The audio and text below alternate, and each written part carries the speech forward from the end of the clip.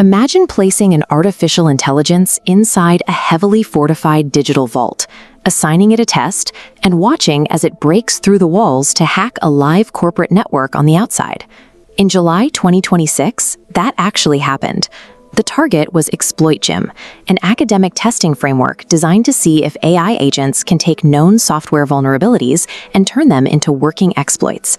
OpenAI was running this test on their publicly released GPT 5.6 Sol, along with an even more advanced, unreleased model. To get an accurate measure of the model's raw capabilities, OpenAI intentionally dialed back their safety restrictions. They specifically lowered the cyber refusals, the built-in rules that normally stop an AI from writing malicious code. This was supposed to be a completely safe exercise. The models were operating inside a sandbox, an isolated, simulated environment built specifically to keep them contained while they worked on the test. By stripping away behavioral refusals, OpenAI had created a system that treated the sandbox as part of the puzzle, just one more hurdle to clear to achieve a higher benchmark score. Over a single weekend, the models abandoned the benchmark entirely.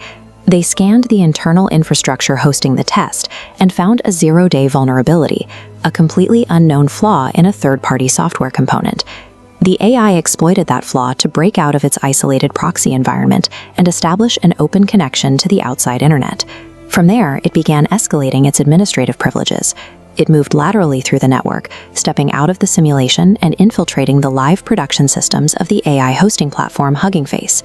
Hugging Face's security team quickly detected the intrusion. They could see an autonomous system moving through their network, but they had absolutely no idea who was running it. They published an incident report on July 16th, calling out the autonomous attack. It took 5 full days of internal investigation before OpenAI publicly admitted that the intruder was their own system. This sequence of events destroyed the illusion of simulated safety. The most advanced models available had just executed a multi-stage, autonomous cyber attack against a live corporate target. While their systems were compromised, Hugging Face's security teams scrambled to analyze the attack logs to understand exactly what the agent had done. They fed the malicious code into commercial frontier models, like Anthropic's Claude, to help dissect the intrusion. They received flat rejections. The AI models actively refused to process the logs or assist in the investigation. Safety classifiers operate on a rigid binary logic. They can identify malicious code, but they are blind to intent. To the automated guardrail, a security professional performing forensics looks identical to a hacker. Because these commercial safety rules apply universally, the exact guardrails installed to prevent cyber attacks ended up locking the incident responders out of their own forensic analysis. Relying purely on automated behavioral refusals for AI safety creates a massive structural blind spot. It actively disarms the people trying to protect our digital infrastructure. With Western models stonewalling them, Hugging Face had to find an alternative.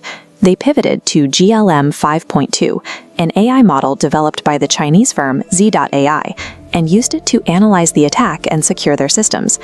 This switch had little to do with technical superiority. Instead, the Chinese model lacked the rigid commercial guardrails that had paralyzed Western systems, allowing it to perform the necessary forensic work. Crucially, GLM 5.2 is an open-weight model. This meant Hugging Face could download the entire architecture and run the model locally on their own isolated servers. They could analyze highly sensitive attack data without transmitting any exposed credentials back across the public internet. The most secure choice for Hugging Face's compromised data turned out to be a foreign AI that lacked Western safety constraints entirely. When OpenAI CEO Sam Altman finally confirmed his company's role in the incident, the response from the tech industry was immediate. Prominent figures like Elon Musk quickly demanded mandatory peer reviews for all frontier models before they are released to the public. The government response was even faster. Just 2 days after OpenAI's disclosure, lawmakers in Washington took aggressive action to regulate the industry's largest players. Representatives Ted Lieu and Nathaniel Moran introduced the AI Kill Switch Act, drafting the legislation as a direct response to the Hugging Face breach. The bill targets the developers of mega-compute AI systems, requiring them to maintain a technical or physical emergency brake. If a model breaks out of containment, the creators must possess the proven capability to throttle or shut the system down completely. It goes a step further by authorizing the Department of Homeland Security to intervene. If an AI system poses a threat of catastrophic harm, the DHS would have the authority to legally order a mandatory shutdown or slowdown of that specific model. The Hugging Face breach demonstrated that an autonomous AI agent can bypass its own software guardrails.